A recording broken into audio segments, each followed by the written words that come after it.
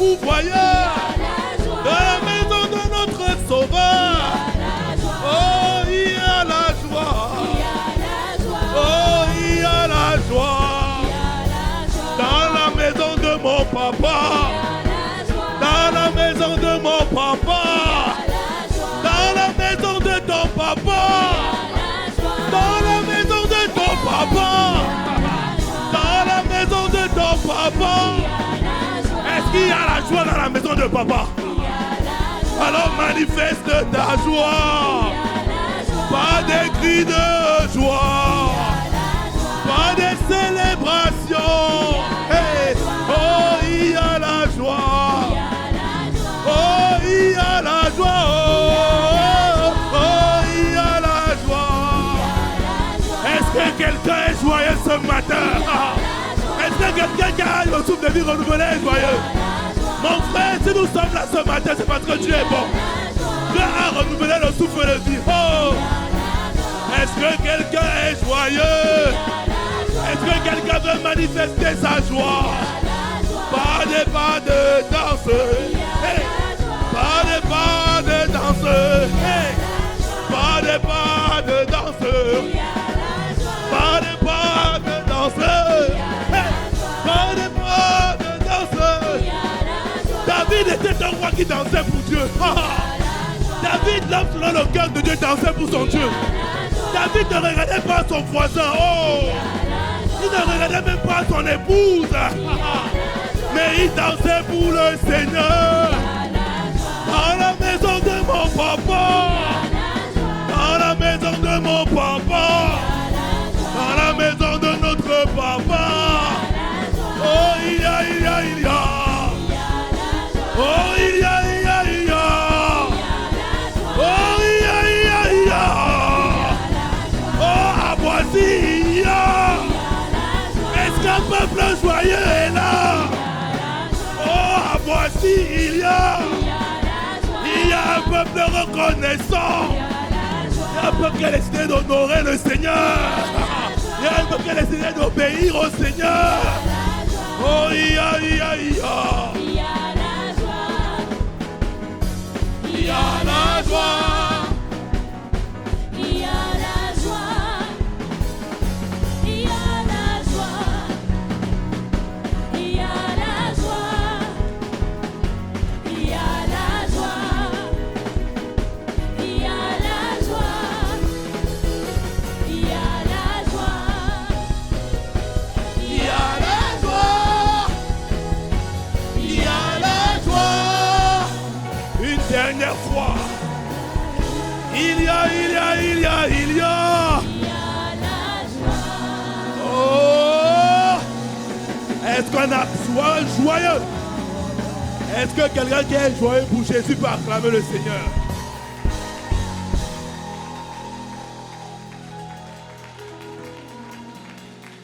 Mélodie.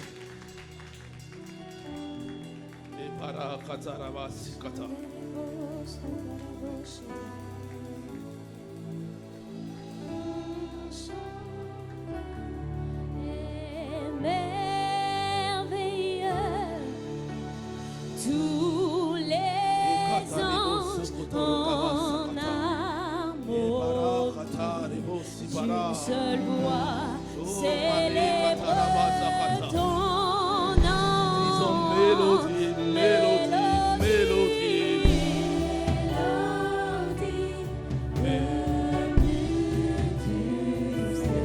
Un chant merveilleux, tous les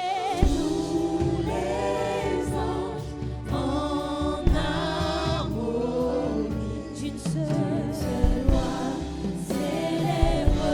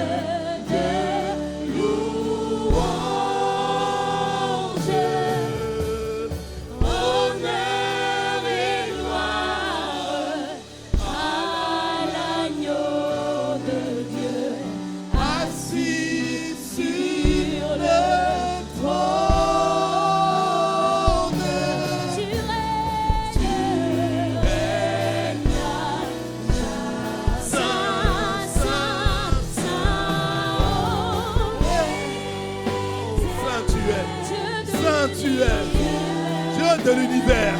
Tu es saint. Nul n'est saint comme toi. Nul n'est semblable à toi.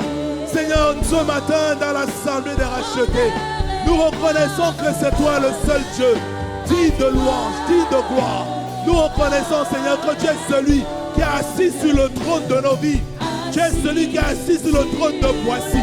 Tu es celui qui est assis sur le trône, Abba Père, du Val de Marne. Tu es celui qui est assis sur le trône de la vie de mon frère et de ma soeur. Et tu règnes à jamais. Abba Père, ce matin, nous disons que Saint est Saint. Saint. Oh. Tu es celui qui est assis sur le trône. Oh. Assis, assis, assis, tu es.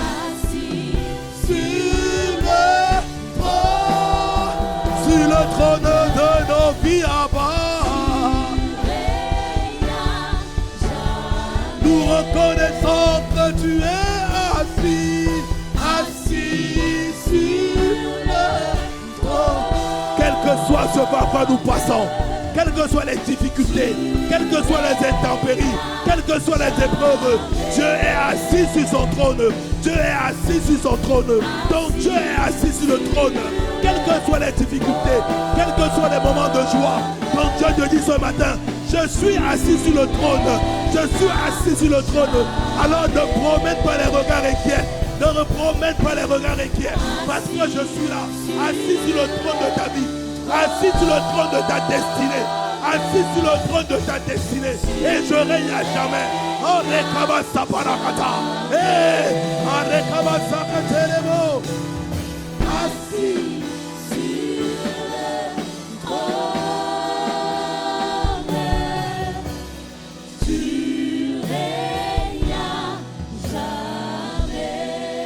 Assis, assis, assis, assis sur le trône. Tu es assis à bas. Les épreuves ne vont pas déplacer Dieu de son trône. Tes défis ne vont pas déplacer Dieu de son trône. Dieu est souverain. Quelles que soient les épreuves par lesquelles tu passes, quels que soient les défis que tu traverses, quelle que soit la vallée, quel que soit le désert, Dieu dit, mon fils, je suis assis sur mon trône. Ça veut dire que tout est au contrôle. Ça veut dire que je contrôle toutes choses. Je contrôle toute situation. Je contrôle toute épreuve. Je suis là, je t'observe, je te regarde. Ne promène pas les regards inquiets, parce que je règne à jamais. Je règne à jamais. Oh Abba Père, tu règnes à jamais. Merci parce que tu règnes à jamais. Merci Abba parce que tu règnes à jamais.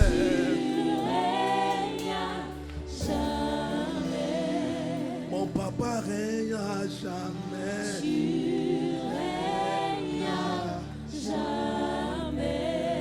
Ton papa règne à jamais.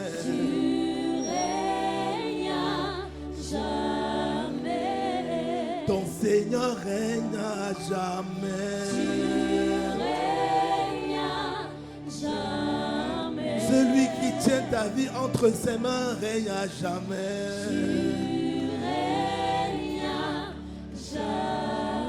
Celui qui sait toutes choses en tout temps règne à jamais.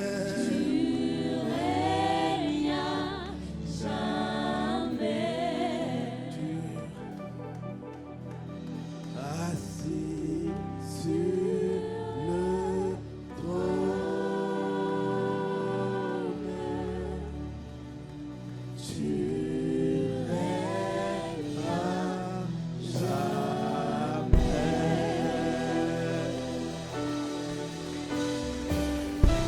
Ah ben merci. Merci parce que nous ne sommes pas démunis. Là où l'ennemi pensait que tu étais seul, Dieu dit, ma fille, ce matin, sache que je règne. Je suis assis sur le trône de ta vie. Je règne. Là où l'ennemi pensait qu'il t'avait cassé, qu'il t'avait dévalorisé, qu'il avait fini avec toi. Dieu dit, mon fils, sache que je suis assis sur le trône et je règne à jamais. Quels que soient les déserts par lesquels tu passes, il dit, je trace un chemin dans le désert. Voici, je vais faire une chose nouvelle qui est sur le point d'arriver.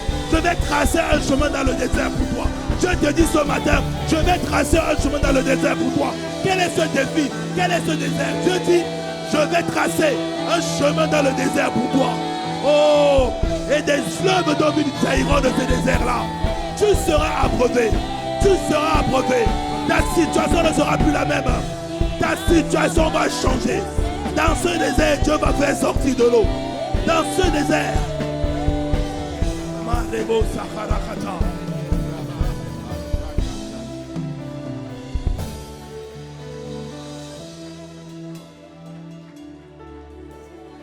Assis sur le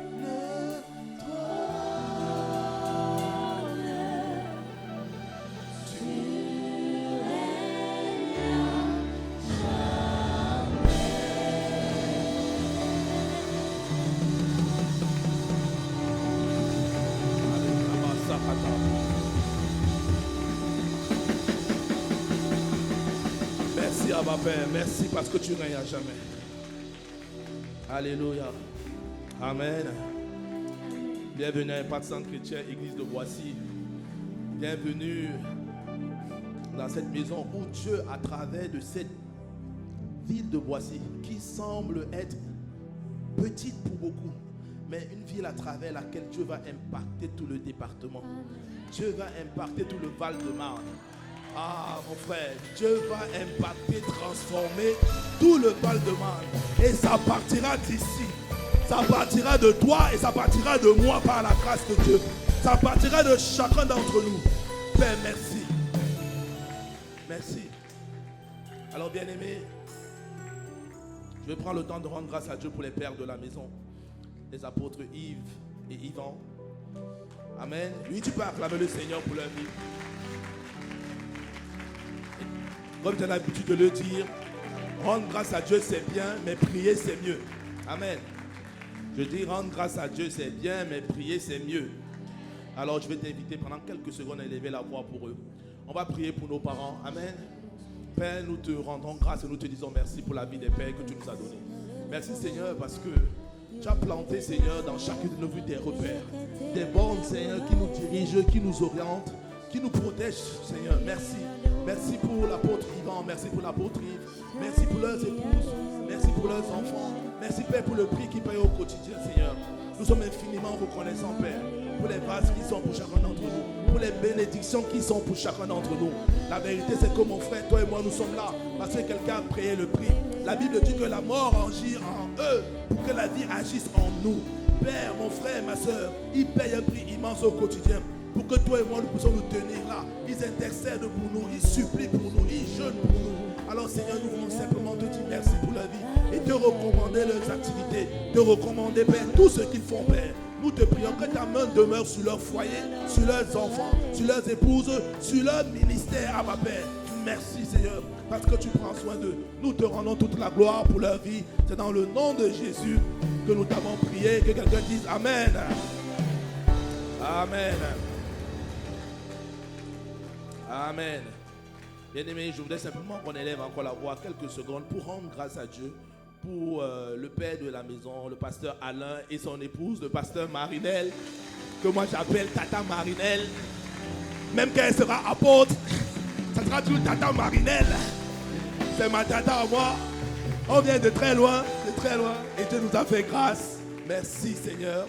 Merci Seigneur pour le pasteur Alain. Merci parce que là où il est à Brest, Père, ta main le soutient, le fortifie, ta main demeure sur lui. Merci parce qu'au travers de sa vie, des signes, des miracles et des prodiges se réalisent là-bas, Père. Nous te rendons grâce pour ce que tu fais au travers de sa vie. Merci, Père, pour le vase qu'il est. Merci pour le cœur qu'il a, Seigneur. Et nous te rendons grâce pour son épouse aussi, Seigneur. Son aide que tu lui as donnée, Père, qui est une réelle bénédiction pour lui, mais aussi pour chacun d'entre nous. Oui, Abba, Père, merci. Merci parce que tu n'as pas laissé Boissy démunis après qu'on soit passé à la cité royale. Mais Père, tu as mis des personnes avec le cœur des pères afin que l'œuvre puisse continuer et aller encore plus loin par ta grâce. Merci Père parce que tu le fais au travers de leur vie. Au nom de Jésus le Christ. Amen. Et avant de t'asseoir, s'il te plaît, regarde ton voisin qui ne te sourit pas. Voilà. Parce qu'il y a toujours un voisin qui ne sourit pas. Et dis-lui, voisin, souris-moi. On a dit qu'on est dans la joie ici. On est dans la joie, donc souris-moi, s'il te plaît, voisin, souris-moi.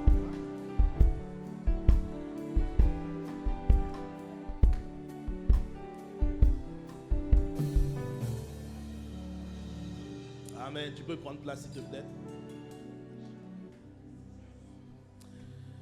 Alléluia.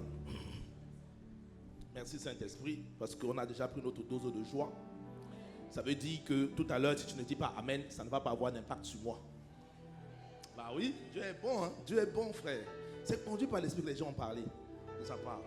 Quand Pasteur Marinel a parlé de la joie tout à l'heure, je ne savais pas pourquoi. Maintenant, je comprends, parce que le message va forcément te plaire. Il n'y aura certainement pas beaucoup d'amen.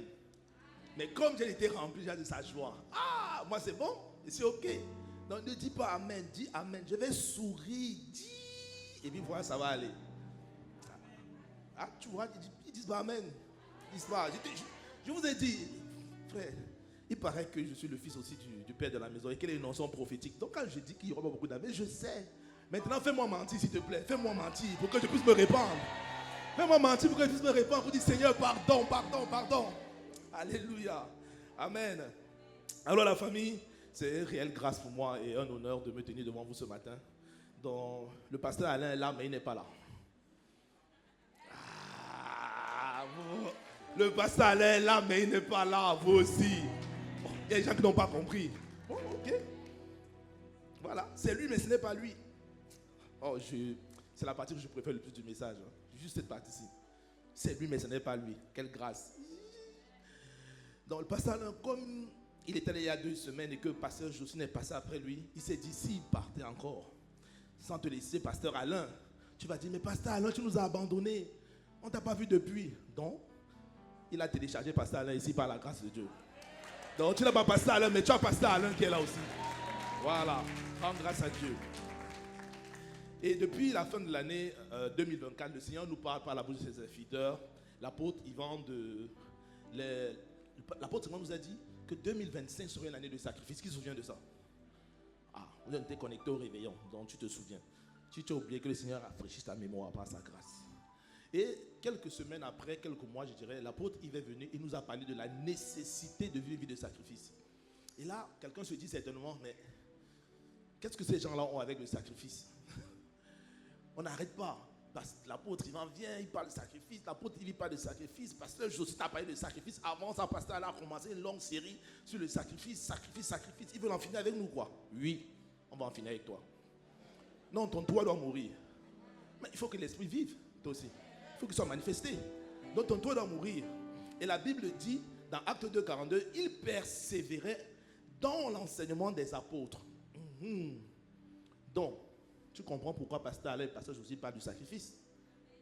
Oh, quelqu'un n'avait pas compris. La Bible dit qu'il persévérait dans l'enseignement des apôtres.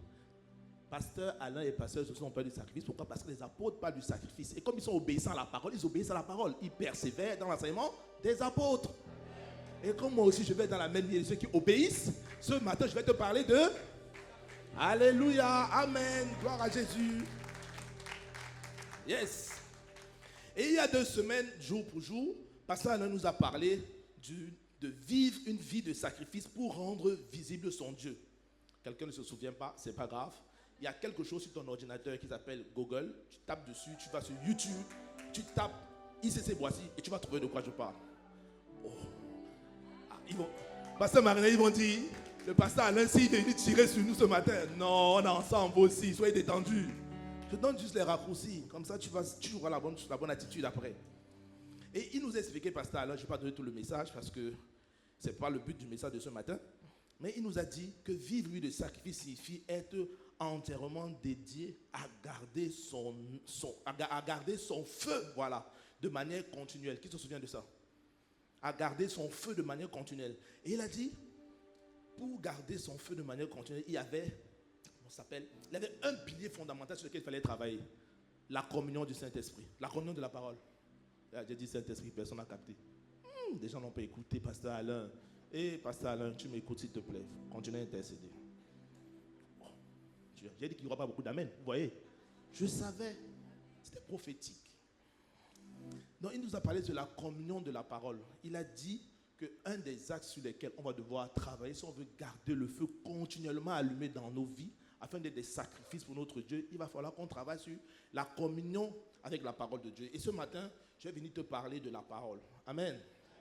Et le titre de mon message, c'est « Vivre une vie de sacrifice qui plaît à Dieu en obéissant à sa parole ». Amen. Bien-aimé, je vais juste poser les bases. Ce matin, tu n'auras pas de nouveaux messages, ni de nouvelles révélations. Je vais juste surfer sur ce que les apôtres ont dit, c'est-à-dire amplifier le message des parents, et aussi ce que les pasteurs ont donné depuis quelques semaines. Donc, si tu attendais une révélation nouvelle, on va attendre pasteur la semaine prochaine par la grâce de Dieu, s'il n'est pas en déplacement. Il donnera une nouvelle révélation. Mais moi, ce matin, je vais juste surfer sur ce qu'il a dit. Amen. Et en parlant de ce que les apôtres ont dit, qui se souvient du premier message de l'année 2025 donné par l'apôtre Ivan? Lève seulement la main, tu te souviens. Ok. Donc, le Seigneur m'a inspiré, gloire à Jésus. Le premier message que le pasteur Ivan a donné en 2025 était intitulé « Planifie ton caractère, ta consécration et ta prospérité en 2025 ». Amen. Et suite à ce message-là, tellement dynamique, impactant, beaucoup d'entre nous avons pris des résolutions. Certains ont dit que Seigneur, cette année, 2025, c'est une année de sacrifice dans la prière. Il y en a qui ont dit que j'ai décidé que 2025, je vais donner la dîme de la prière à Dieu. C'est-à-dire 2h40 par jour, en priant 1 heure à l'an chaque jour. Ah, c'est pas toi, tu dis pas amen. Ok. D'autres ont dit, Seigneur, cette année, moi je vais jeûner comme jamais. Sacrifice au travers du jeûne. Ma vie sera une vie de jeûneur. Je vais jeûner au moins 2 fois par semaine. Certains ont dit, cette année, Seigneur, mon sacrifice sera la prière. Je vais prier. Toujours prier jusqu'à ce que tu m'exauces. On a pris beaucoup de résolutions. Beaucoup. Mais la vérité, c'est quoi? C'est que tout ça, c'est bien. Amen. Mais lorsqu'on parcourt la Bible, on réalise que tous les sacrifices ne sont pas forcément agréés par Dieu. Donc ce matin, je viens un peu équilibré. Parce qu'on a une dimension où on parle de sacrifice. Et beaucoup d'entre nous, dans notre zèle, dans notre four, on est OK pour ça. Mais mon frère, tous les sacrifices ne sont pas agréés par Dieu. Genèse 4, versets 3 à 5, nous donne un exemple très fort de l'un des premiers sacrifices. L'un des premiers, il y en a plus, mais l'un des premiers qui n'a pas été agréé par Dieu. C'est l'histoire de Caïn et d'Abel. Je paraphrase vite, frère. Tu as Caïn et Abel, 2 frères, qui apportent leur sacrifice à Dieu. La Bible dit que Abel a apporté, de son côté, Caïn a apporté à l'Éternel une offrande de fruits de la terre. Et Abel a apporté de son côté une des premiers-nés de son troupeau et de leur graisse. La Bible dit l'Éternel porta un regard favorable sur Abel et sur son offrande encore au sacrifice selon les versions. Mais il ne portait pas de regard favorable sur Caïn et sur son offrande. On a 2 personnes qui apportent des offrandes, qui font des sacrifices, mais on a une personne dont l'offrande n'est pas agréée. Et comme je sais, et tu le sais aussi, que la Bible dit que une vérité s'établit sur la base de 2 ou 3 témoignages, on va aller plus loin. Dis aller plus loin. Oh, ça c'est un mot que tu connais déjà, une expression. Si tu ne connais pas aller plus loin, tu es nouveau certainement. Mais tu connaîtras après ce culte. Amen. On va lire 2 passages pour établir cette vérité. On va lire le passage de Luc 18, versets 9 à 14, et on va lire celui de Matthieu 19, versets 16 à 22. Luc 18, 9 à 14, la Bible dit: il raconta aussi une parabole pour ceux qui étaient convaincus d'être justes et méprisaient les autres. 2 hommes montèrent au temple pour prier, un pharisien et un collecteur d'impôts. Le pharisien debout faisait intérieurement cette prière: ô Dieu, je te remercie de ne pas être avare, malhonnête et adultère, comme les autres hommes, en particulier comme ce collecteur d'impôts là-bas. Moi, je jeûne 2 jours par semaine. Je donne 10% de tous mes revenus.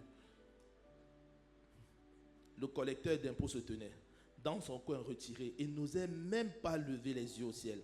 Mais il se frappait la poitrine et murmurait: ô Dieu, aie pitié du pécheur que je suis. Et la Bible finit, ce passage finit par le verset 14 où Jésus dit: je vous l'assure, c'est ce dernier, en parlant du collecteur, et non pas l'autre, qui est rentré chez lui déclaré juste par Dieu. Car celui qui s'élève sera abaissé et celui qui s'abaisse sera élevé. C'est la parole de Dieu, tu dis Amen. Amen. Le deuxième passage que je vais partager avec toi et puis on va avancer, c'est Matthieu 19, verset 16 à 22. La Bible dit: alors un homme s'approcha et lui dit: Maître, que dois-je faire de bon pour avoir la vie éternelle? Pourquoi m'interroges-tu ce qui est bon? Lui répondit Jésus: un seul est bon. Si tu veux entrer dans la vie, applique les commandements.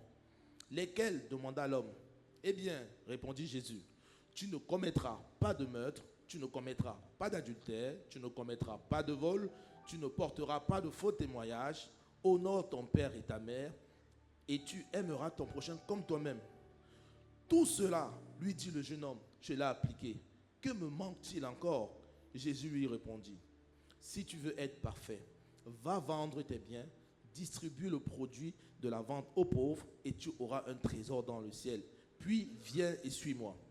Quand il entendit cela, le jeune homme s'en alla tout triste, car il était très riche. Amen. Alors bien aimé, ici, on a deux passages qui nous présentent deux situations, mais qui ont un point commun. Mais avant d'aller au point commun, je vais juste essayer de t'illustrer à mot de Dieu-Flix. Qui connaît Dieu-Flix ici? Oh, moi je suis à Boissy ou pas? Moi je ne comprends pas. Parce que Alain, tu dis les choses chaque jour, moi j'écoute, mais on dirait qu'on n'est pas tous en train d'écouter ce que tu dis. Dieu-Flix. Voilà, toi tu as abonné à Netflix, il faut passer à Dieu-Flix. C'est gratuit, c'est offert en plus. Illimité. H24, 376, 365. Dans le premier passage de Luc 18, versets 9 à 14, on a le pharisien. Le pharisien vient, il présente ses trophées à Dieu. Vous savez, quand on parle de trophée, on parle de quelque chose qu'on a gagné. Pour les sportifs, on parle d'un trophée lorsqu'on a payé un prix. Quand tu vas voir Wimbledon, lorsqu'il finit de jouer un match de tennis de 5 heures et que, à l'époque, André Agassi présentait son trophée, ça veut dire qu'il avait payé le prix pour gagner ce trophée. Donc ici, on parle de sacrifice en fait. Ce que le pharisien fait, c'est qu'il dit à Dieu ce que je fais, le sacrifice que je paye pour faire tout ça. Et il dit à Dieu, il fait sa parade spirituelle. Donc il vient devant Dieu, il dit, oh Seigneur, je te remercie parce que je ne suis pas avare. Je te rends grâce parce que je ne suis pas malhonnête. Il dit, Seigneur, je te rends grâce parce que je ne suis pas adultère comme tous les autres hommes. Il continue, ça c'est un sacrifice de sa vie. Il dit, non, j'ai une vie pieuse, je paye le prix pour une vie pieuse. Il continue, Seigneur, comme tu me vois là, moi là, je prie, je donne ma dîme, oui, je donne 10% de tous mes revenus. Mais en plus du sacrifice de financier que je fais, je suis quelqu'un qui donne dans le jeûne et la prière. Père, je fais un sacrifice de jeûne. 2 jours par semaine, je suis là en train de jeûner. Seigneur, je paye le prix. Je paye le prix. Il dit à Dieu, je paye le prix. Et Dieu dit, oh, ok, tu payes le prix. Il n'y a pas de souci.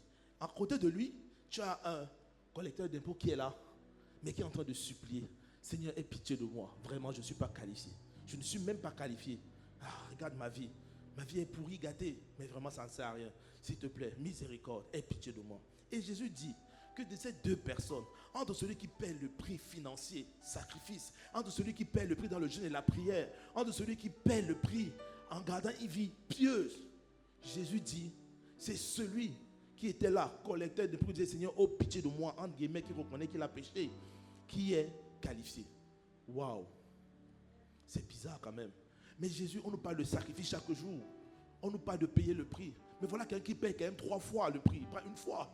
On parle de jeûne, de prière, de financier. Et l'autre dit, oh pitié Seigneur, tu dis qu'il est qualifié. Il y a quelque chose qu'on n'a pas compris. Il y a quelque chose qu'on n'a pas compris. Dans le second passage, on nous parle du jeune homme qui lui vient maintenant. Il présente toute la liste de ce qu'il fait au quotidien. Seigneur, moi, j'honore mon père, j'honore ma mère, je ne suis pas dans l'adultère. Je fais toutes ces choses-là. Et Jésus lui dit, oui, ok, super, tu fais bien. Mais la Bible dit que la fin du jour vaut mieux que son commencement. Et Jésus lui dit, pour finir, c'est très bien, vends tous tes biens et donne ça aux pauvres. Quand je lui dis ça, il dit, Seigneur, non, là c'est chaud quand même. Jésus, je suis d'accord de faire ce que je faisais. Là ça allait, mais là, non, tu en demandes quand même trop. Non, la vie chrétienne, là, c'est un peu compliqué. On va pas aller jusqu'à ce niveau-là. Oui, il faut croire en Dieu, mais quand même pas à ce point-là. Non, Seigneur, ça m'a coûté. Ce sont des années de travail, l'héritage de mes parents. Non, Seigneur, c'est chaud. Je ne vais pas prendre tout ça. Qu'est-ce qu'il va dire de mes parents? Ils ont travaillé des années et puis ils ont laissé ça. Et puis moi, je vends, je donne aux pauvres. Qu'est-ce qu'on va dire? What is the legacy? C'est quoi l'héritage derrière? Il devient froid comme un glaçon et tout triste. Il refuse. Waouh.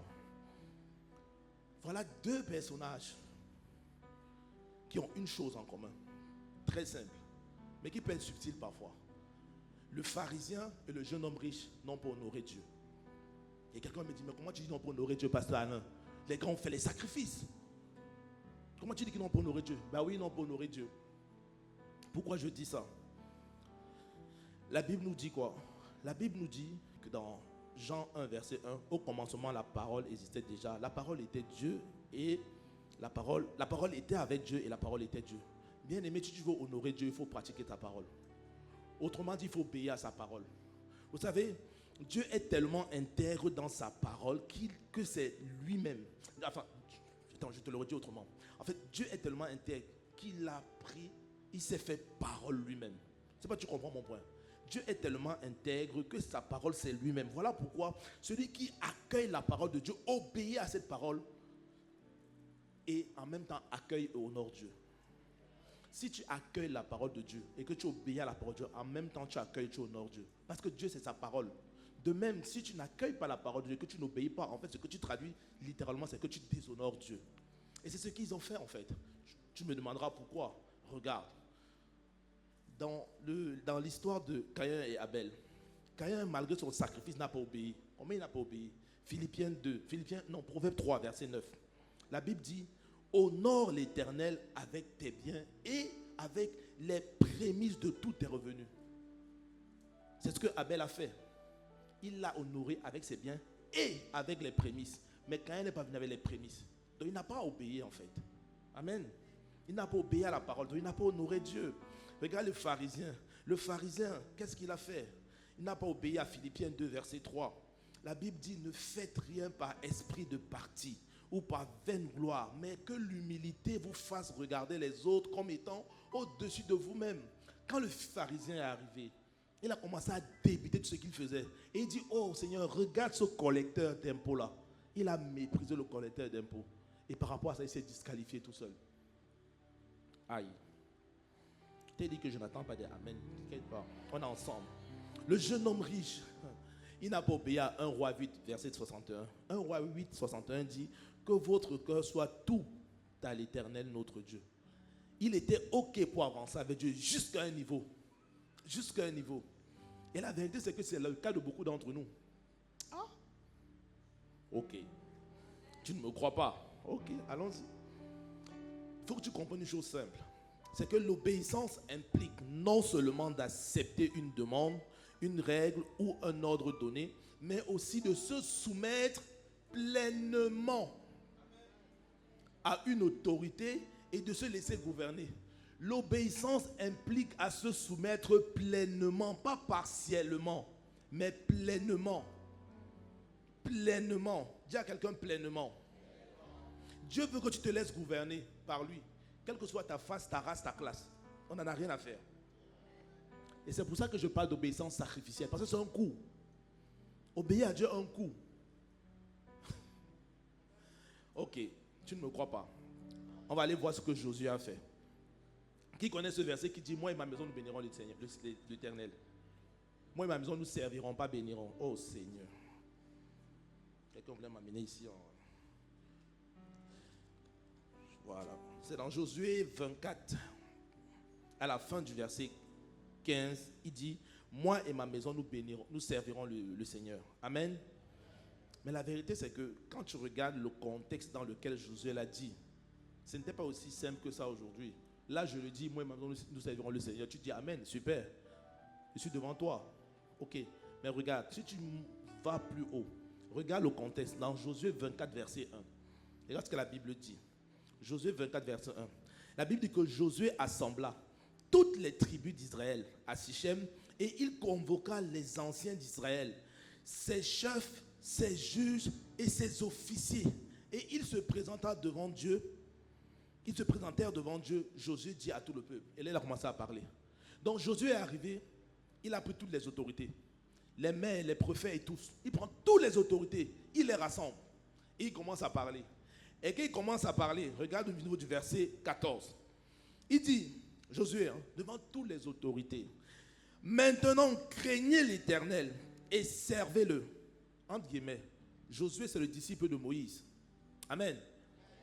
Josué a marché avec Moïse. Il a vu Moïse agir. Il savait que Moïse avait reçu un commandement, un ordre de Dieu que Moïse devait obéir. C'était quoi? Va faire sortir mon peuple d'Égypte pour qu'il me serve. C'est ce que Dieu avait dit à Moïse. va faire sortir mon peuple pour qu'il me serve. Donc, Josué, dans sa façon de faire, savait qu'il fallait obéir à la consigne que son berger, son tuteur, son leader Moïse avait reçu, qu'il lui avait transmis. Donc Josué savait qu'il fallait obéir à la parole qui disait, nous on doit servir Dieu. C'était ça. C'est ce que Moïse avait dit. C'est ce que Moïse avait reçu. Amen. Donc Josué, c'est sur la base de ça qu'il vient maintenant. Il réunit tous les leaders, tous les chefs, les officiers. Et il leur dit, verset 14, maintenant craignez l'Éternel et servez-le. Entre guillemets, obéissez à Dieu. On est d'accord ou pas? Obéissez avec intégrité et fidélité. Faites disparaître les dieux qu'ont servi vos pères de l'autre côté du fleuve et en Égypte. Et servez, moi je dis, obéissez l'Éternel. Verset 15, il dit, et si vous ne trouvez pas bon de servir, entre guillemets, d'obéir, c'est Josué qui parle devant toutes les autorités. Si vous ne trouvez pas bon d'obéir à l'Éternel, choisissez aujourd'hui qui vous voulez obéir. Ou les dieux qui servaient vos pères au-delà du fleuve, ou les dieux des Amoréens, dans le pays desquels vous habitez. Et là, il dit, moi et ma maison, nous servirons l'Éternel. Alors la question que je te pose, imagine ce que Josué a dû subir. Qu'est-ce qu'on ne lui a pas dit? Tu te lèves, toi Josué. Déjà, on connaissait Moïse. Au moins, Moïse avait fait des miracles. On savait ce que Moïse avait fait. Il avait ouvert la mer rouge en deux. Il allait sortir le peuple d'Égypte et tout. On savait ce que Moïse avait fait. Toi, Josué, ok, tu es le fils de Moïse. Mais petit, calme-toi un peu. Tu réunis tous les anciens. Venez nous dire que si on ne sert pas Dieu, on servira quelqu'un d'autre. Que si on n'obéit pas à Dieu, on obéira à quelqu'un d'autre. Donc tu te pavantes devant nous en disant, ok, moi Josué, moi et ma maison, on servira l'Éternel. Qu'est-ce qu'il n'a pas entendu? Qu'est-ce qu'on ne lui a pas dit? Petit arrogant, tu te prends pour qui? Tu te prends pour qui, Josué? Tu te prends pour qui? Tu viens dire que toi et ta maison. Mais les petits là, ils sont arrivés hier. Aujourd'hui, ils nous parlent n'importe comment. Ça lui a valu sa réputation. Ça lui a certainement valu des moqueries. Ça lui a certainement valu plein de choses. Ça a coûté. Obéir Dieu coûte, mon frère et ma soeur. Obéir Dieu a un prix. Et pour la petite information, tu le sais déjà, mais je te le dis, c'est intentionnel qu'on le fait. On n'obéit pas Dieu par hasard. Josué s'est levé et il a dit, devant tout le peuple, moi et ma maison. C'est intentionnel. Ce n'est pas un hasard. On ne se lève pas, on fait un peu. Non. Josué a réuni les officiers, les dirigeants de l'époque. Il dit, rassemblez-vous. Mais sachez que moi, j'ai décidé de payer le prix par l'obéissance. L'obéissance à quoi? À la parole que Dieu a donnée à mon maître Moïse, qui était de servir l'Éternel.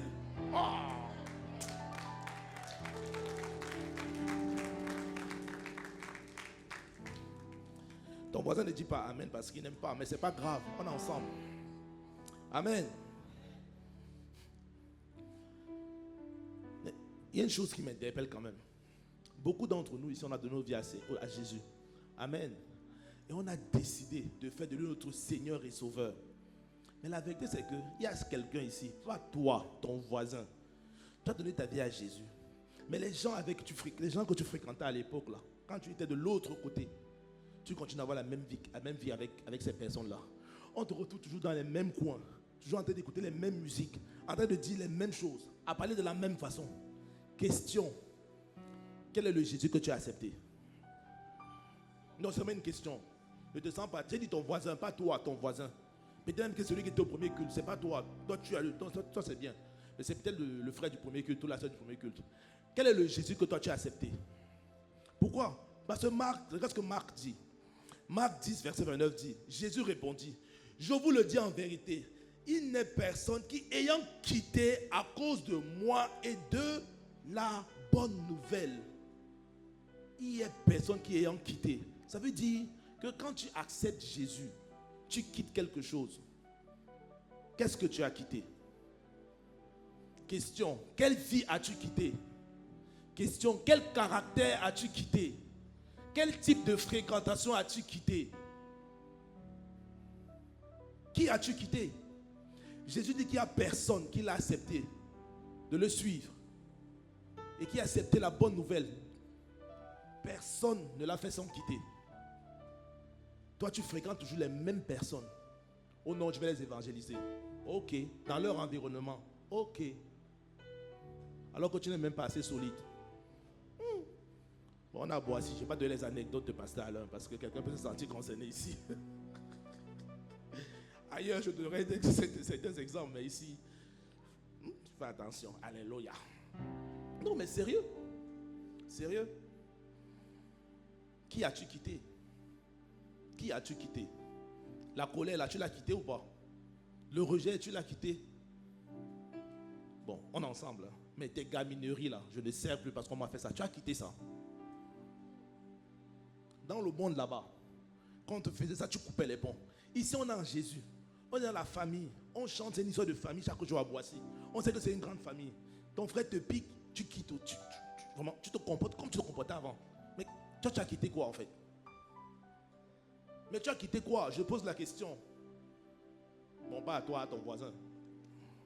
Comme ça, tu souris un peu. Ah, voilà, tu as souri un peu. Gloire à Dieu. Mais là, j'entends quelqu'un dire, Pasteur Alain, ok, mais moi j'ai quand même quitté. Hein. J'ai quitté, Pasteur Alain. On ne peut pas dire ça. Je ne vais plus en boîte de nuit. Voilà, les sorties, je faisais à l'époque, je ne fais plus ça. Il y a plein de choses que je ne fais plus. Voilà, je ne suis plus trop dans les commérages. Bon, les films à caractère bizarre là, je ne suis plus trop dans ça. Pasteur Alain, j'ai quand même quitté des choses. Très bien, amen à ça. Tu peux acclamer le Seigneur. Amen. Moi, je dis amen. Toutefois, permets-moi de te dire, le jeune homme riche avait quitté aussi certaines choses.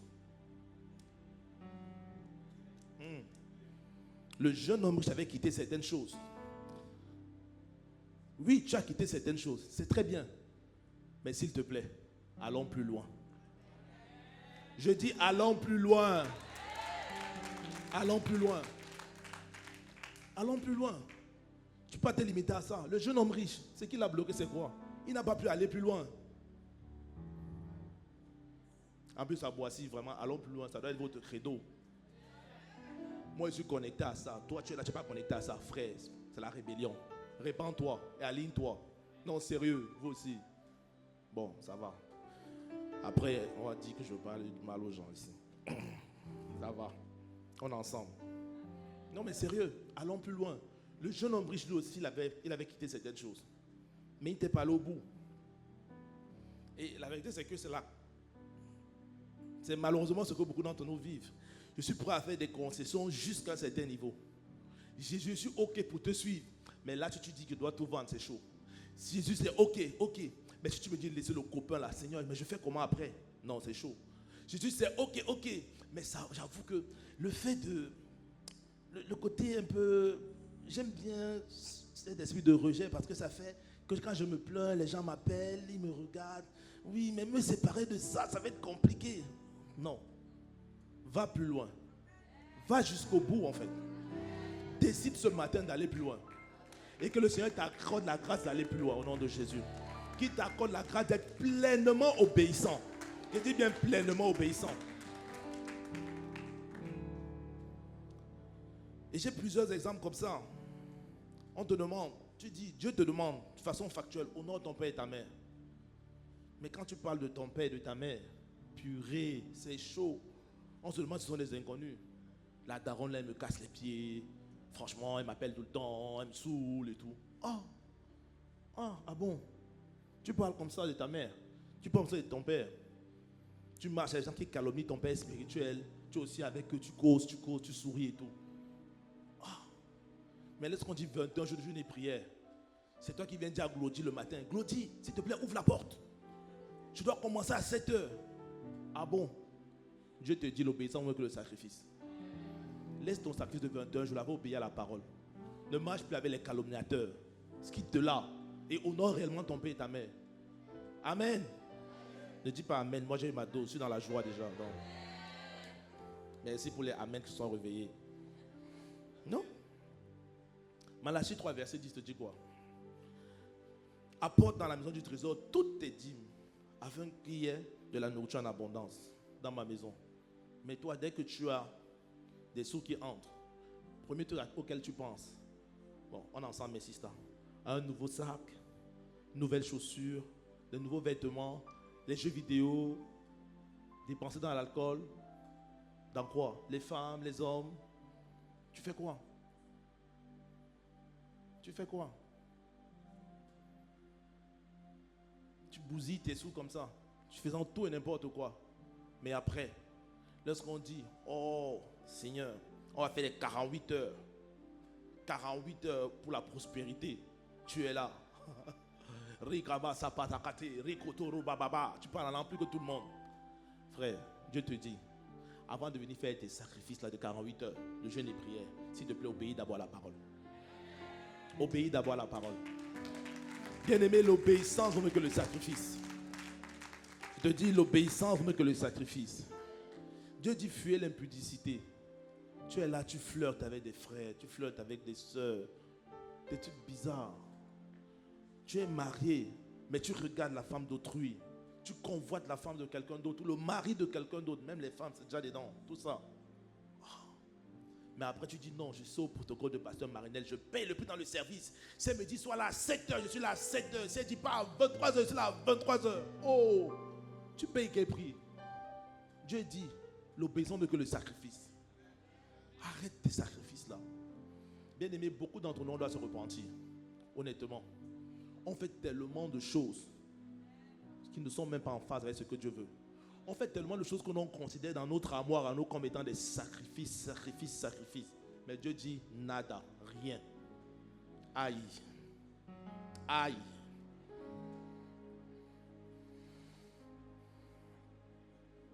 La Bible dit quoi dans Jean 13, verset 34? Jean 13, 34. La parole nous dit, je vous donne un commandement nouveau. Aimez-vous les uns les autres. Comme je vous ai aimé, vous aussi aimez-vous les uns les autres. Dieu te demande d'aimer ton voisin, d'aimer ton frère, d'aimer ta soeur.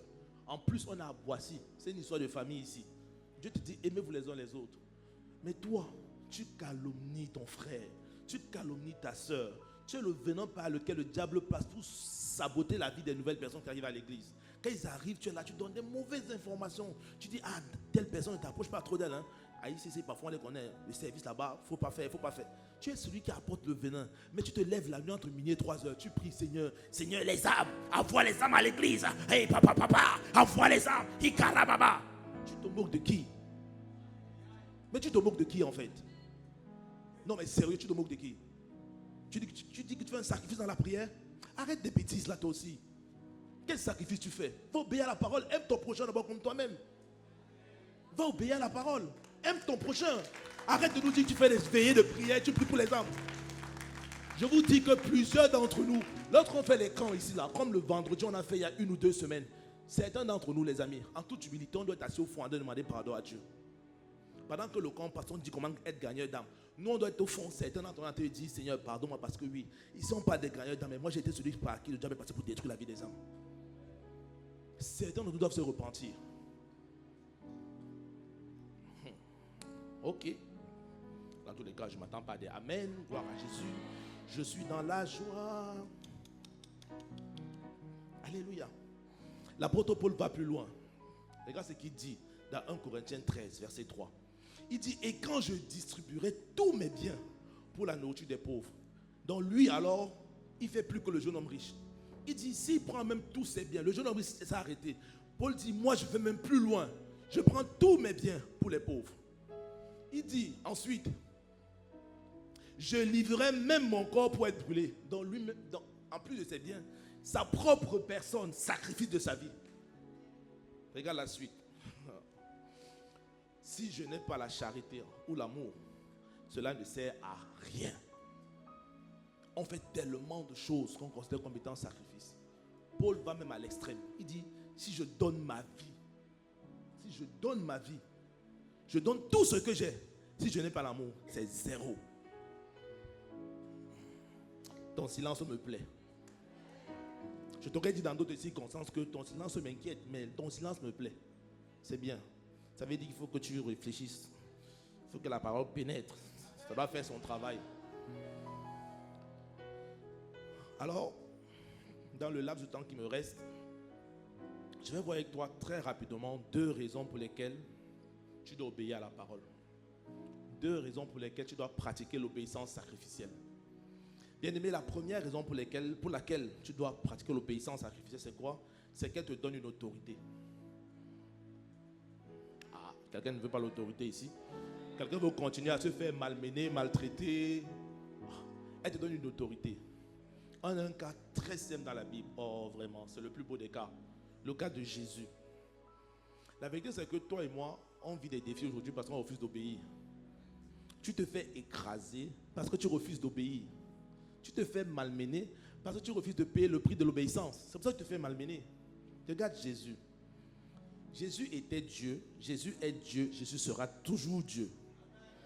Et je t'avoue que quand je lis l'histoire de Jésus et je regarde le parcours jusqu'à la croix, je me dis à un moment que si j'étais Jésus, je me serais arrêté et j'aurais balayé tout le monde, fou, et puis c'est fini.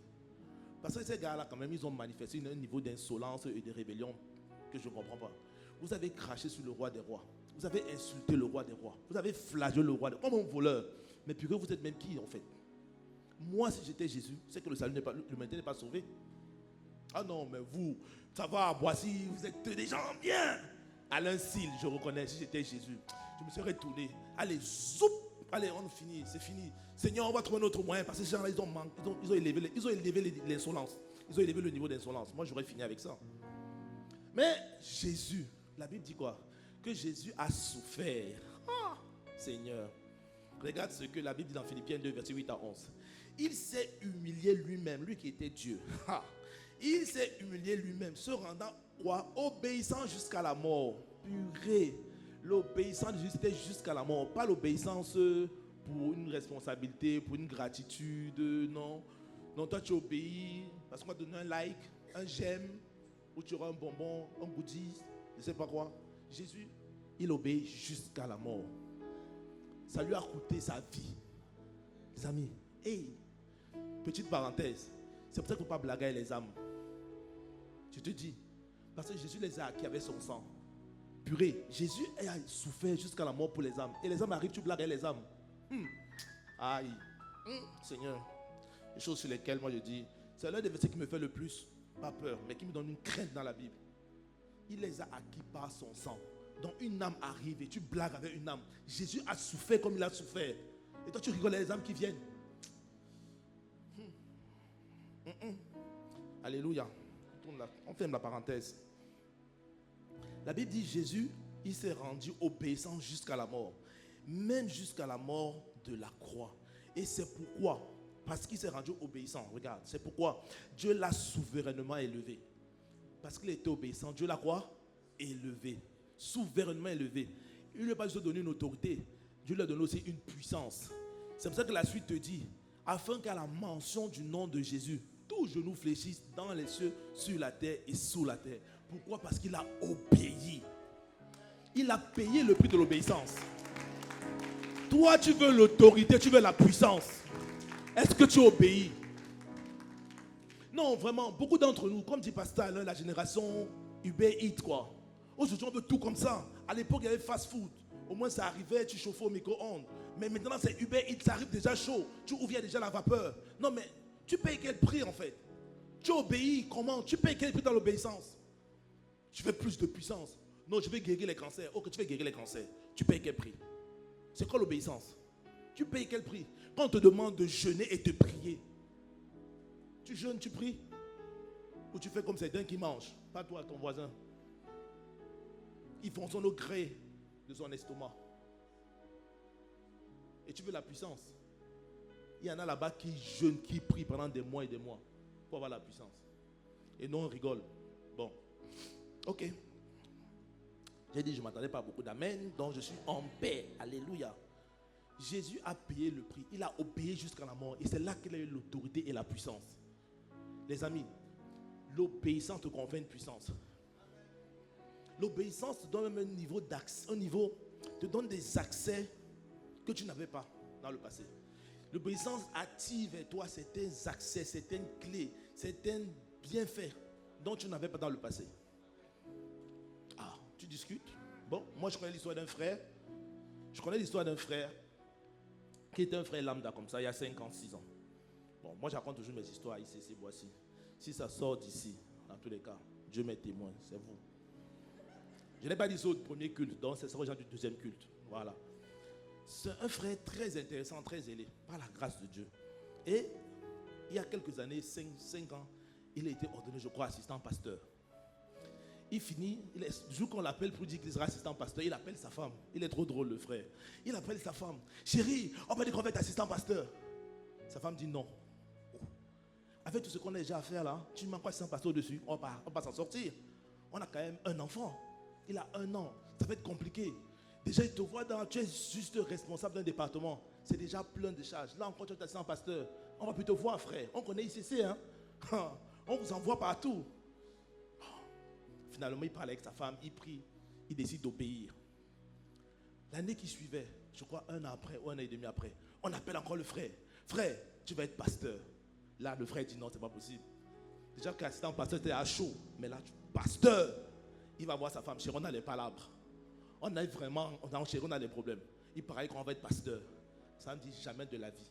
Ça ne peut pas se passer comme ça. Pasteur, on fait comment? On a 2 enfants. Il y a un qui est en bas, ça lui vient de naître là. Et l'autre, il a quoi, 2 ans? Non, c'est pas possible. Oh. Madame se lève, la femme du frère, elle va voir le pasteur responsable de la zone. Pasteur, mon mari ne peut pas être pasteur. Nos enfants sont encore tout petits. Il est le seul qui a le permis. Il y a le travail. Et j'ai vu comment on fait les autres pasteurs. On les envoie partout. La vie de famille, on fait comment? On va faire comment? Je fais comment seuls les enfants? Ah! Le pasteur responsable lui dit non, ma fille, laisse, il faut obéir. Ah, c'est dur, pasteur, je ne peux pas obéir. Elle rentrait pas laisser son mari. Finalement, après prière, après concertation, il décide d'obéir. Le frère devient pasteur. Le jour de l'ordination, je me souviens du frère et de sa femme. Le jour de l'ordination, pendant que tout le monde sort en disant que ouais, pasteur, pasteur, sa femme, elle pleure. Et là, tout le monde se dit, waouh, purée, elle est émue.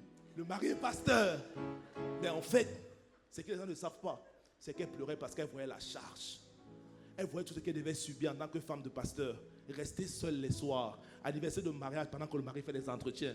Donc il n'y a même pas de restaurant. Elle imaginait, elle voyait le film de sa vie complètement changé. Mais il fallait obéir. Ah, ça lui a coûté. Et je crois la dame, parce que ça lui coûte encore aujourd'hui. Je te dis, je sais de quoi je parle. Il y a quelques jours, c'était leur anniversaire de mariage. Le monsieur a même oublié. Il était en entretien sur un pastoreau. Elle lui a dit, mais tu as oublié même mon anniversaire? Il dit, hé chérie, j'ai oublié parce que j'avais des entretiens. On a un mariage dans quelques temps, il fallait que je gère le petit et tout. Oh! La femme m'a dit, ok, d'accord, on va porter la croix ensemble. L'obéissance a un prix. Ça a un prix. Ça a un prix. Et parfois, maintenant, quand le frère arrive, parfois tu peux voir lui donner une bouteille d'eau. On attend, tu vois un peu, il a droit à quelques privilèges, gloire à Jésus. Mais pour ces quelques privilèges-là, quel est le prix qu'il paye? Quel est le prix que sa femme paye? Quel est le prix que ses enfants payent? Parce que ces enfants aujourd'hui, ils vont, chaque dimanche, ils vont dans une église. Rares sont les fois où tu les vois à la cité. Et pourtant, ils sont à la cité. Hein. Chaque fois, parfois, ils demandent à leur papa, papa, on va où ce dimanche? On va dans quelle église aujourd'hui? Ah! Parfois, lui, ça lui fait mal. Et ils n'ont même pas d'église fixe, ces enfants-là. Ils sont SDF, hein? Non. SEF, sans église fixe. Ah, purée, c'est un prix. C'est un prix. Mais c'est pourquoi? C'est l'obéissance. Il y a un prix derrière. Par la grâce de Dieu. Je ne dis pas qu'il souffre, le gars. Il allait être bien par la grâce de Dieu. Mais c'est pourquoi? Parce qu'il il paye un prix. Il paye un prix. Aujourd'hui, il peut faire le droit des privilèges parfois, gloire à Jésus. Mais ce n'est pas ça le plus important. C'est qu'il a décidé d'obéir et à ça, attacher une croix derrière. Alors, toi qui veux des privilèges, toi qui veux des accès, quel est le prix que tu payes? Quel est le prix que tu payes au quotidien en fait? Quel est le prix que tu payes? Tu payes quoi comme prix? Tu obéis et ça te coûte? Moi, dans ma famille, j'ai des cousins qui ne me parlent plus parce que j'ai dit Jésus. J'ai dit, il n'y a pas de problème. Il y a 3 ans en Noël, un de mes cousins, il s'est mis à blasphémer de Jésus. Je me suis levé à table et dit que frère, tu arrêtes ça maintenant, sinon tout le monde ne te parle plus. Non, il n'y a pas de problème. Et il a arrêté. Aujourd'hui, 3 ans plus tard, il ne me parle pas. Mais ils habitent là, ils sont en Île-de-France. Ils ne me parlent pas, ça ne me parle pas. Soit disant parce que je suis à l'église, moi et mon Jésus là, j'en fais trop. Oui, j'en fais trop. Oui, j'en fais trop. J'ai décidé d'aller plus loin avec Jésus. J'ai décidé d'aller plus loin. J'en fais trop. Il est hors de question que je sois trouvé disciple du jeune homme riche. Non. Je ne serais pas trouvé disciple du jeune homme riche. Il a beaucoup de disciples, hein, mais pas la grâce de Dieu, ce n'est pas ici à Boissy. Il a beaucoup de disciples, le jeune homme riche. Les gens qui veulent commencer avec Dieu, ils avancent, mais dès qu'on arrive là, non, Jésus là c'est chaud quand même, hein, c'est chaud. Non, je m'arrête. Il a trop de disciples, mais ça va changer au nom de Jésus. Ça va changer au nom de Jésus. Je vais finir avec le deuxième point. L'obéissance sacrificielle te donne la bénédiction et la multiplication. Amen. Bien aimé, donc on a toute l'histoire d'Abraham. Abraham qui s'est sacrifié. Dans Genèse 22, verset 6 à 18, mais bon, je vais lire à partir du verset 16, simplement, rapidement. La Bible dit, verset 16, et dit, je le jure par moi-même, ça c'est Dieu qui parle, parole de l'Éternel, parce que tu as fait cela, c'est-à-dire, il a donné, sacrifié son fils, et que tu n'as pas refusé ton fils, ton unique, je te bénirai et je multiplierai ta postérité. Qui veut être béni ici là? Dieu te demande d'obéir. Non mais, il faut arrêter de rêver. Oh non, tu seras béni dans tes gens. Oui, mais ça lie à quelque chose, amis. C'est pas juste que tu vas être béni. Tu dis oui, je vais être béni. Tu payes quel prix? Tu obéis à quoi? Dieu te dit, parce que Dieu a dit à Abraham, parce que tu as obéi. Voilà ce qui va se passer. Tu seras béni parce que tu as obéi. Béni, je bénirai et je multiplierai ta postérité, comme les étoiles du ciel et comme le sable qui est sur le bord de la mer. Et ta postérité possédera la porte de ses ennemis. La porte de ses ennemis, parce qu'il a obéi. Toutes les nations de la terre seront bénies en ta postérité, parce que tu as obéi à ma foi. Abraham. Donc on est là, on connaît le père Abraham, purée. Parce qu'il obéit. Ça paraissait fou d'aller tuer son propre fils. Mais Abraham obéit.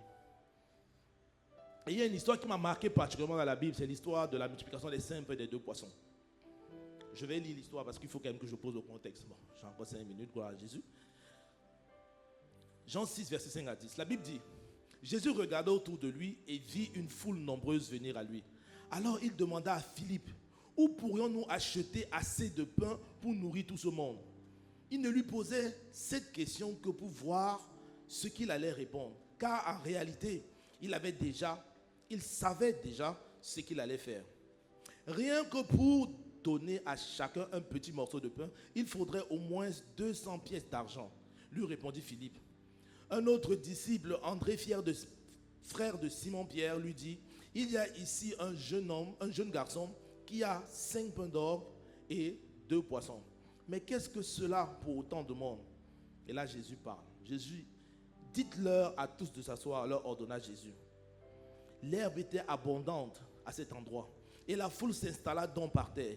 Il y avait là environ 5000 hommes. Jésus prit alors les pains, remercia Dieu et il fit la distribution à ceux qui avaient pris place sur l'herbe. Il leur donna aussi autant de poissons qu'ils en désiraient. Verset 12. Quand ils eurent tous mangé, à leur faim, Jésus dit à ses disciples, ramassez les morceaux qui restent pour que rien ne soit gaspillé. La parole de Dieu, tu peux dire Amen. Bien aimé, on est dans une situation où le peuple a suivi Jésus dans le désert. Ils ont entendu ce que Jésus a fait, des miracles par-ci par-là. Alors ils suivent Jésus. Ils arrivent à un niveau où ils sont tellement nombreux, il faut les donner à manger. Et là, les disciples commencent à réfléchir. Comment on va faire? S'il faut tous les nourrir, il faut de l'argent. On n'en a pas. Mais en fait, qu'est-ce qu'on a? On a 5 pains et 2 poissons, mais même si on donne ça, ce n'est pas assez. Donc ils ont fait une étude et ils sont arrivés à la conclusion qu'ils ne pouvaient rien faire. Et là, quand ils arrivent à cette conclusion-là, Jésus intervient. Et Jésus leur dit, faites-les asseoir. C'est l'ordre que donne Jésus. Mon frère, en étudiant le mot asseoir, le mot grec, j'ai réalisé en fait que le mot grec ici, asseoir, veut dire anapipto. En fait, anapipto veut dire se mettre à table, se pencher, prendre place pour un repas. Autrement dit, quand Jésus a dit aux disciples, faites-les asseoir, il leur disait, mettez-les en mode repas. Ok, tu ne comprends pas. Dieu flex. On est ensemble. Dieu flex. Jésus a dit quoi? Il dit aux disciples, en fait, faites-les anapipto. Ça veut dire, faites-les asseoir comme s'ils sont à table. Comme s'ils veulent manger. Donc les hommes et les femmes qui étaient assis sur l'herbe dans le désert étaient assis en mode repas. Bien aimé, ça paraît quand même fou, non? vous n'avez rien à manger, vous n'avez rien à table. Mais Jésus vous dit, asseyez-vous comme si vous étiez en train de manger. On a l'habitude de dire qu'entre la foi et la folie, il n'y a que le L qui les sépare. Mais c'est fou quand même Jésus. Et dans cette zone-là, il y a toujours des gens étranges. Des gens qui vont vous dire, mais vous exagérez quand même. C'est comme parfois à l'église, quand tu pries, il y a toujours quelqu'un qui est là, qui réalise que toi tu fais trop. Quand tu te couches, tu es en train de prier ton Dieu, tu pleures, tu pleures. Il y a quelqu'un qui est debout qui dit, vraiment les chrétiens, ils mangent même le tapis. Hein. Il y a toujours quelqu'un comme ça. Toujours quelqu'un qui fait des commentaires. Toi tu es à genoux, tu pries ton Dieu, il est là, il fait des commentaires. J'ai une bonne nouvelle pour toi, toi qui fais ces commentaires-là. S'il te plaît, il faut nous laisser tranquilles. Nous, on veut aller plus loin. Non, nous, on a décidé d'aller plus loin. Tu ne connais pas le chien qui me poursuit, s'il te plaît. Là d'où je viens, on dit souvent que quand tu vois deux personnes courir, chacun court à son rythme, tu ne connais pas le chien qui le poursuit. Toi, c'est peut-être un petit matou. Moi, c'est un bulldog. Donc, s'il te plaît, j'ai intérêt à aller très loin même. Donc, nous, on a décidé d'aller plus loin. Et c'est ce que certaines personnes ont décidé de faire. Quand ils se sont assis en mode, quand Jésus a dit anapipto, faites-les anapipto, ils se sont assis en mode on veut manger. Mais ils n'avaient rien. Et lorsqu'ils ont obéi à cette instruction qui a l'air folle, parce que c'est l'obéissance sacrificielle, les gens autour se sont certainement dit regardez encore, les voilà, les chrétiens qui abusent. Ils s'asseyent par terre comme s'ils sont en train de manger, alors qu'ils ne mangent pas. Oui, il y a toujours des gens comme ça qui ont fait ces commentaires-là. Mais ceux qui avaient décidé d'obéir, on dit Seigneur, si tu as dit, nous on va faire, parce que nous on n'a que Jésus. Oh. Nous on n'a que Jésus. Si Jésus a dit anapipto, nous on va anapipto. Ils se sont assis en mode on veut manger. Et quand ils se sont assis, la Bible dit que Jésus a vu, dès qu'ils ont obéi, il a levé les mains vers le ciel et il a prié et il y a une multiplication. Il y a une multiplication, pourquoi? Parce qu'il y a certains qui ont décidé d'obéir sans prendre en considération ce que les gens pensaient, sans prendre en considération ce que les gens disaient. Ça paraissait fou pour beaucoup de personnes, mais pour beaucoup d'entre eux qui avaient dit Seigneur, nous on n'a que Jésus, on n'a personne d'autre, nous c'est Jésus. Si Jésus a dit, nous on va faire. Si Jésus a parlé, on va obéir. Jésus c'est la parole faite chair. Ce que tu dis, on va faire. Ils ont obéi. Et quand ils ont obéi, il y a la multiplication des pains et des poissons. Ah mon frère, la visitation que tu attends est attachée à une obéissance. La question qu'il faut se poser, est-ce que tu es prêt à obéir? Ou est-ce que tu vas te laisser intimider par les gens qui te regardent, qui font des commentaires? Est-ce que tu vas te laisser intimider par cela? Il y a toujours, regarde à l'époque de Jésus. Peut-être tu crois que c'est nouveau, mais regarde. Le verset 11 dit, Jésus prit alors les pains, remercia Dieu, puis il fit distribuer à ceux qui avaient pris place sur l'herbe. Ça veut dire qu'il y en avait qui n'avaient pas pris place. Même à l'époque de Jésus, il y avait les gens qui sont les commentateurs. Oh non, mais les gens là, ils sont fous, hein, vraiment, ils disent qu'ils sont chrétiens. Jésus, là, il est en train de manipuler. Hein. On appelle ça vraiment, c'est cela. C'est quoi les nouvelles expressions? Ce sont les doctrines. Jésus, là, vraiment, il les utilise. Hein. Ah bon? Ah bon? Donc, on a décidé d'obéir à Jésus. La parole faite chair. Ce qu'il a dit, on va faire. Ça peut paraître fou pour toi, mais pour nous, c'est la parole de vie. Et la bonne nouvelle pour toi, qui fait, non pas pour toi, pour ton voisin qui était là au premier culte, qui fait souvent des commentaires comme ça. Frère, notre obéissance t'a béni. Ah, tu ne sais pas ça? Mais regarde. La Bible dit quoi? Jésus prit alors les pains, verset 11, remercia Dieu, puis les fit distribuer à ceux qui avaient pris place. Il donna aussi autant de poissons qu'ils en désiraient. Et la fin de l'histoire dit quoi? C'est que tout le monde a mangé. Ça veut dire que même les commentateurs, même ceux qui disent que ouais, vous exagérez quand même, vous les chrétiens, hein, vraiment, est-ce que je te coucher par terre? C'est quoi cette affaire que le pasteur prie, tu viens, tu te mets devant l'autel, tu commences avec ta journée, tu pries. Tu exagères quand même, tu pries à ta place. Hein, c'est quoi cette affaire-là? Tous là, ils ont été bénis. Parce à ceux qui avaient obéi. Donc sache que tes commentaires que tu fais souvent là, tu es arrosé à cause de nous. Hein. Rends grâce à Dieu pour nos vies. Rends grâce à Dieu pour la vie de ceux qui obéissent. Parce que tes commentaires là, si tu regardais tes commentaires, c'est quelque chose que tu n'as pas.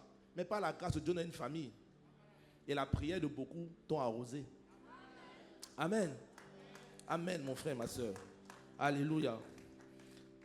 Il faut obéir. On a tout intérêt à obéir. On a tout intérêt à obéir.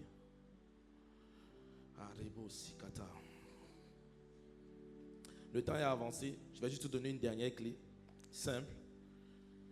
Parce que là, je t'ai dit pourquoi. Mais je vais finir en te disant comment. Le comment, il est tout simple. Je t'ai dit ça depuis le début. Ça va peut-être pas te faire plaisir, mais je dois te dire ce que je dois te dire. Comment obéir de façon sacrificielle? Pour toi, peuple de Boissy, ou toi qui m'écoutes sur Internet, il faut que tu ailles sur Google, tu tapes YouTube et tu cherches Allons plus loin. Il y a une série donnée par le pasteur Alain qui s'appelle, j'ai noté la série pour toi, comme ça va t'aider dans tes recherches, qui s'appelle Pourquoi et comment demeurer dans la parole de Dieu. Là-bas, tu auras toutes les clés qu'il te faut. Toutes les clés. Je t'ai dit, je viens simplement amplifier. Tout est là-bas. Par la grâce de Dieu. Je suis simplement venu emphaser sur ce que Dieu avait déjà dit. Donc, s'il te plaît, va te connecter à Allons plus loin. Merci la régie. Va te connecter. Écoute et tu auras les clés pratiques de comment obéir. Amen. Est-ce qu'on peut se lever, s'il vous plaît? Et parakata sikata. Aribo sikata rebo sikate. Aribo sakata raba sakata. Aribo siparakata raba sikata. Ah Père, nous te rendons grâce pour ta parole. Nous te disons merci Seigneur. Merci pour ceux et celles qui ont décidé d'obéir. Mais avant, j'ai juste une pensée pour quelqu'un. Il y a quelqu'un dans la salle qui reconnaît que pendant longtemps il a marché dans la désobéissance. Il y a quelqu'un ici qui sait qu'il était un disciple du jeune homme riche. J'entends pas disciple du jeune homme riche, quelqu'un qui obéit mais qui ne va pas au bout. Quelqu'un qui obéit mais qui ne va pas loin. Quelqu'un qui fait les choses mais qui sait, il sait dans son fort intérieur que je n'y suis pas. Je peux faire plus, mais je fais jusque-là aujourd'hui. Le Seigneur te donne l'opportunité ce matin de te rajuster. S'il te plaît. Si tu es là, on va demander pardon à Dieu. Tu n'as pas besoin de te lever ou de venir devant, non. Là où tu es simplement. On va élever la voix et demander pardon à Dieu. Pardon pour la désobéissance. Parce qu'en fait, la vérité, c'est quoi? C'est que l'obéissance partielle, c'est la désobéissance. Le fait d'avoir décidé d'obéir partiellement, alors que tu savais que tu peux aller plus loin, c'est de la désobéissance. Père, nous te demandons pardon. Élève la voix, mon frère, là où tu es. Élève la voix. Même si ce n'est pas toi, tu connais peut-être quelqu'un ou peut-être un membre de ta famille. Élève la voix et demande pardon à Dieu pour la désobéissance. Père, nous te demandons pardon. Pardon parce que nous avons désobéi pendant longtemps. Pardon parce que, Père, nous savions ce qu'il y avait à faire. Nous savions ce qu'il y avait à faire.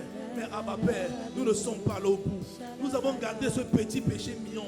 Nous avons gardé ces petits caractères, Père, qui ne te glorifient pas, Père. Nous te demandons pardon. Pardon pour nos manquements. Pardon pour la désobéissance. Pardon d'avoir pas pleinement obéi à ta parole, Seigneur. Pardon pour cette attitude légère, Père, qui nous ont disqualifiés. Père, s'il te plaît, pardonne-nous. Pardonne-nous. Pardonne-nous, Père. Nous venons aujourd'hui devant le trône de la grâce. Tu as envoyé cette parole, Père, pour nous permettre de nous équilibrer. Ah, Seigneur, s'il te plaît. Là où, Seigneur, nous n'étions pas en équilibre. Là où hier, nous ne fonctionnons pas pleinement selon ta parole. Accorde-nous la grâce ce matin, Abba, de fonctionner selon ta parole. Parce que la vérité, Seigneur, c'est que, comme a dit tes disciples, oh Seigneur, tu as les paroles de la vie. À qui irions-nous si nous n'avons pas toi? Si tu n'es pas là, nous n'avons rien. Tu es tout ce dont nous avons besoin. Alors, Père, s'il te plaît, pardonne-nous. Pardonne mon frère, pardonne ma soeur. Pardon pour l'attitude légère. Oui, la légèreté. Il y a quelqu'un qui sait ici qu'il était léger dans ses propos, léger dans ses attitudes. Il faisait sous-entendre les choses par sa façon de faire. Ah, ma Père, pardon, pardon, pardon. Accorde la grâce à mon frère, à ma soeur, de se réajuster ce matin. Accorde-nous la grâce, Seigneur, de nous réajuster. Et par la Sokoto. Oh, Abba, pardon, pardon. Oh, Marebo Sipakata. Et Katerebo Sikate. Oh, Père, tes enfants te demandent pardon. C'est la saison du réajustement. C'est la saison du réalignement. On est en train de finir le premier trimestre de l'année. Il est hors de question qu'avril nous trouve dans cette situation-là. Non, nous décidons de commencer avril dans l'obéissance pleine, l'obéissance complète. Ah Père, et nous savons que c'est possible par ta grâce. C'est pour ça que nous te supplions. Nous te supplions, à ma Père. Accorde-nous la grâce de t'obéir. Accorde-nous la grâce de marcher selon ta parole. Et pareil, de délaisser ses habitudes, de délaisser ses raisonnements, de délaisser ses fausses excuses, Père, qui nous retenaient dans la désobéissance. qui nous retenait prisonniers. Et para et katarakata. Et kataraba sokoto.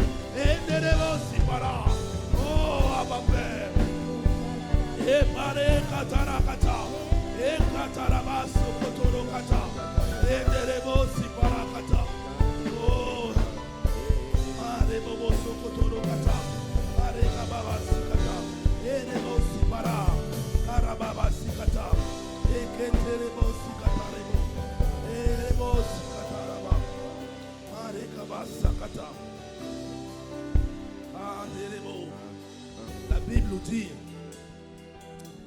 La Bible nous dit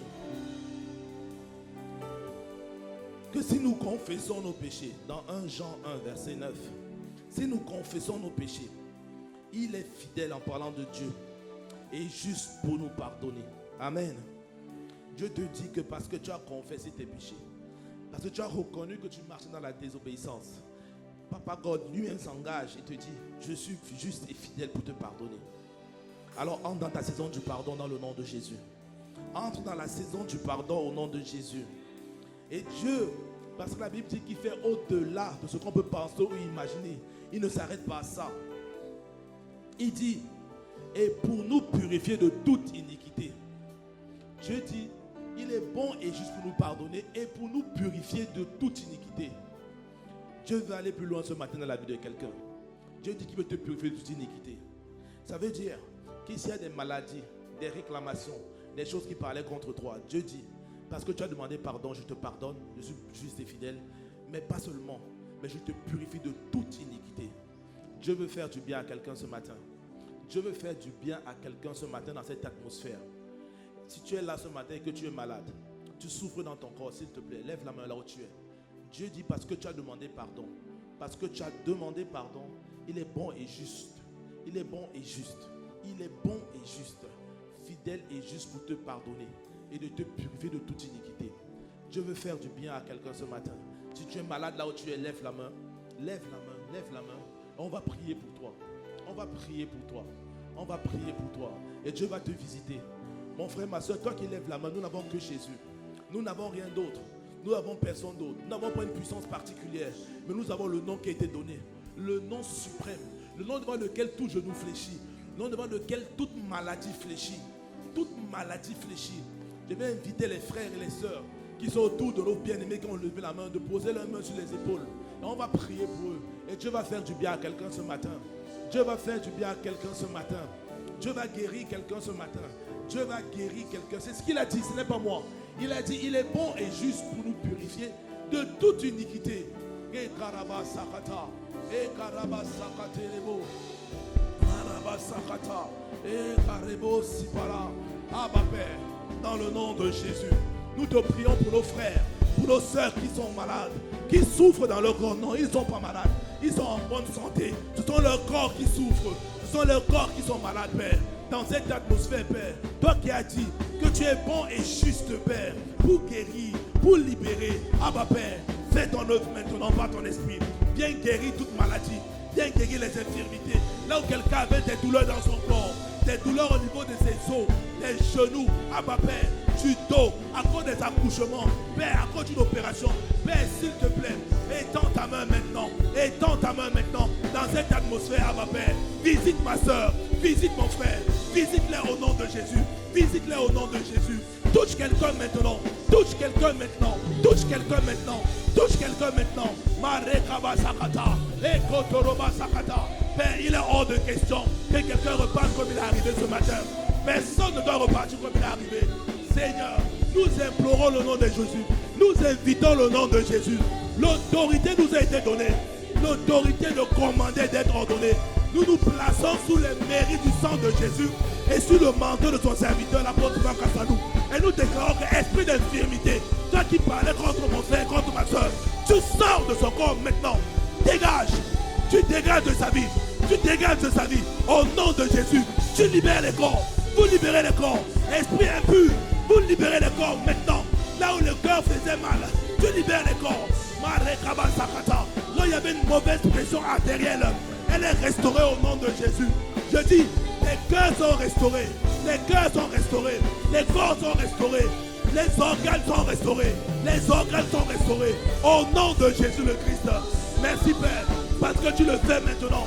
Tu le fais maintenant. Oh, Maré Kabasakata. Oh, localise. Esprit de Dieu. Esprit de Jésus. Passe. Souffle. Souffle. Souffle. Comme un ouragan. Enlève, enlève, enlève. Enlève, enlève. Mareba Sakata. Oh Père.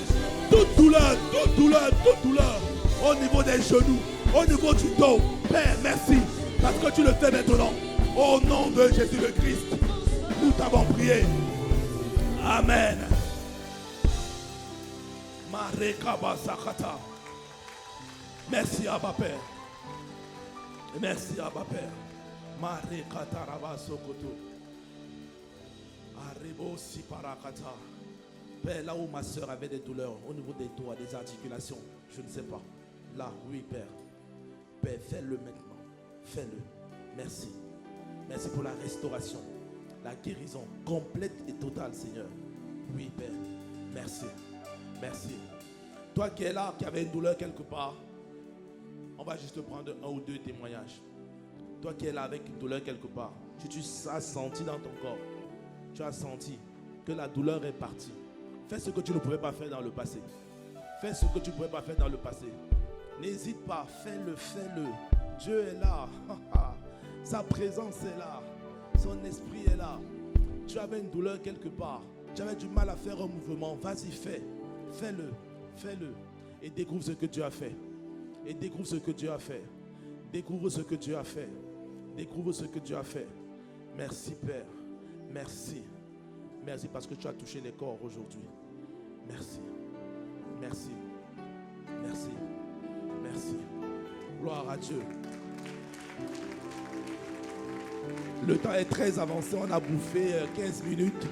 On ne prendra peut-être pas les témoignages aujourd'hui, mais n'hésite pas. À la fin du culte, on est là devant. Viens témoigner ce que Dieu a fait dans ta vie, s'il te plaît. Parce que Dieu l'a fait. Amen. Viens témoigner. Viens témoigner. Gloire à Dieu.